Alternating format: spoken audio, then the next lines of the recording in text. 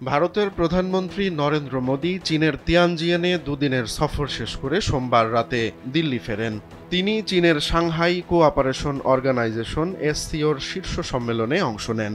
পরে চীনের president Xi Jinping ও রাশিয়ার প্রেসিডেন্ট ভ্লাদিমির পুতিনের সঙ্গে আলাদা আলাদা বৈঠকেও যোগ দেন। বিশ্ববাজারে মার্কিন শুল্ক হারের চাপ সামলাতে ভারতের জন্য এ সফর ছিল খুবই গুরুত্বপূর্ণ। মোদী এ সফরের মাধ্যমে ওয়াশিংটনকে ইঙ্গিত দিতে চেয়েছেন যে ভারত রাশিয়া ও চীনের সঙ্গে ঘনিষ্ঠ সম্পর্ক বজায় রাখতে আগ্রহী। সামাজিক যোগাযোগ মাধ্যমে মোদী লেখেন, আমরা চীন থেকে একটি নতুন সম্ভাবনা নিয়ে ফিরেছি। এসসিও সম্মেলনে অংশ নিয়েছি, গুরুত্বপূর্ণ বৈশ্বিক বিষয় নিয়ে আলোচনায় অংশগ্রহণ করেছি এবং ভারতের অবস্থান তুলে ধরেছি। একই সঙ্গে তিনি চীনা সরকার ও জনগণকে সম্মেলন সফল করার জন্য ধন্যবাদ জানিয়েছেন।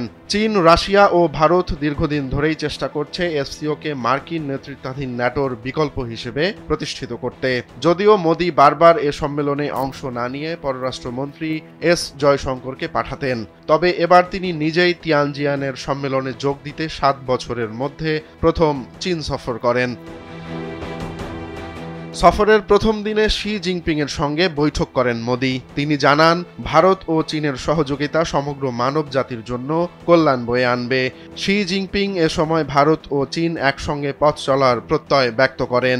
নিজেদেরকে সভ্যতার সবচেয়ে জনবহুল দেশ দাবি করে তিনি জানান, বিশ্ব আজকের দিনে নতুন রূপান্তরের পথে হাঁটছে।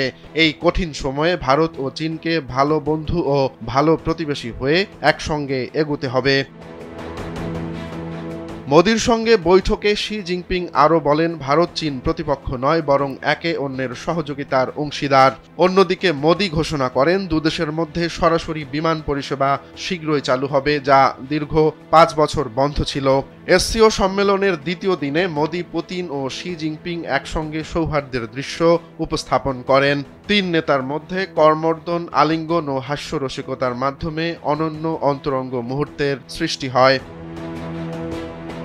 চীনের সঙ্গে দ্বিপাক্ষিক বৈঠকে Modi belt and road initiative নিয়ে ভারতের আপত্তির কথাও উত্থাপন করেন, কারণ এ প্রকল্প পাকিস্তান শাসিত কাশ্মীরের মধ্য দিয়ে যায়, যা ভারতের সার্বভৌমত্বের সঙ্গে সরাসরি যুক্ত।